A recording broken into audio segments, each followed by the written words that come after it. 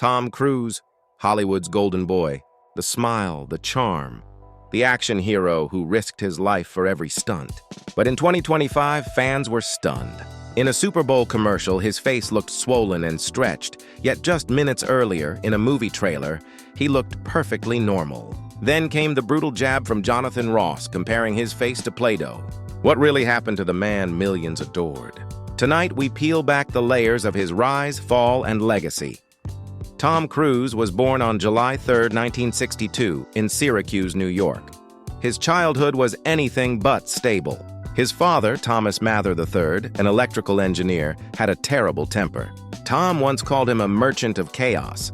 It wasn't just yelling, it was abuse. And his family never stayed in one place for long. By the time Tom was 14, he had attended 15 different schools, 1 month in Canada, the next in Kentucky or New Jersey. Every time he made a friend, he had to leave, leaving him constantly on edge. At age 7, teachers noticed something unusual. Tom couldn't read properly. Words seemed to move on the page. Tests confirmed severe dyslexia. Classmates teased him, and teachers grew frustrated. When Tom was 12, his mother, Mary Lee, finally left her abusive husband. With no money, no job skills, and 4 kids, she worked 16-hour days as a waitress and house cleaner just to survive. Watching her sacrifice, Tom started mowing lawns, delivering newspapers, and giving every cent to help his family. Hardship carved into him a relentless work ethic and a hunger to control his own future. At 14, Tom even tried becoming a Catholic priest. He enrolled in a seminary in Ohio, following strict prayers, Latin classes, and rituals. But one night, after he and some boys broke into the wine cellar and drank the communion wine, he was expelled. He later admitted that life wasn't for him. He wasn't meant to follow rules. He was meant to perform. His life finally stabilized when his mother remarried Jack South, a kind paint salesman. The family settled in Glen Ridge, New Jersey, where Tom joined the wrestling team. A knee injury ended that dream, but fate intervened when his drama teacher encouraged him to audition for a school play. Tom landed the lead role in Guys and Dolls. In 1980, just before graduation, Tom made a terrifying decision. He dropped out of high school and moved to New York City with only $500 and a bag of clothes. He lived in a rat-infested apartment in Hell's Kitchen, paying $230 rent by bussing tables and eating dollar pizza. He auditioned constantly. One soap opera even rejected him for being too intense. That comment stung. But it also made him change his name from Thomas Mather IV to Tom Cruise. Sharper, stronger, unforgettable. In 1981, he got his first role, a few seconds in Endless Love. He set a fire in one scene, got paid $500, and was done.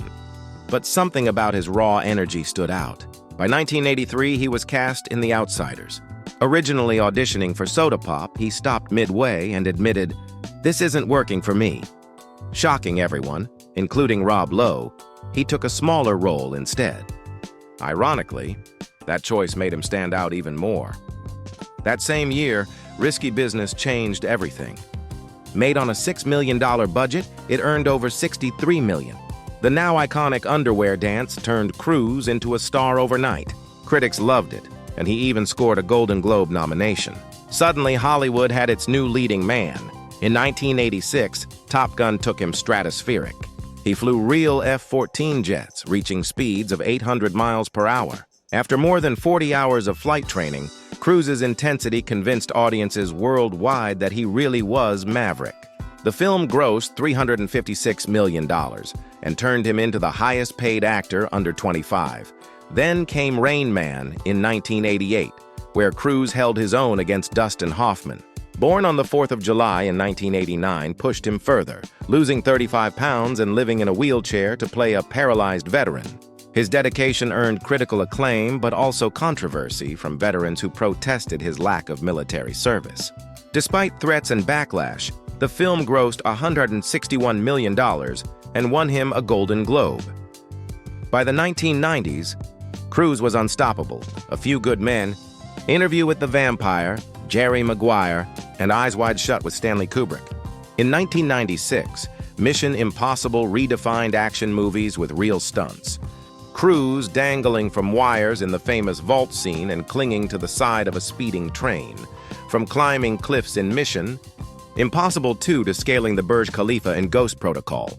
Cruise wasn't just acting, he was risking his life. In Rogue Nation, he clung to an Airbus A400M as it took off, enduring 5G forces at 5,000 feet. In The Mummy, he filmed in zero gravity aboard a plane. And in Fallout, he broke his ankle leaping between rooftops, finishing the shot before collapsing. Finally, in 2022, Top Gun, Maverick became the crowning jewel. Refusing to release it on streaming during the pandemic, Cruise insisted it play in theaters. It made nearly $1.5 billion, proving that even in his 60s, Tom Cruise could still deliver the biggest blockbuster of his career.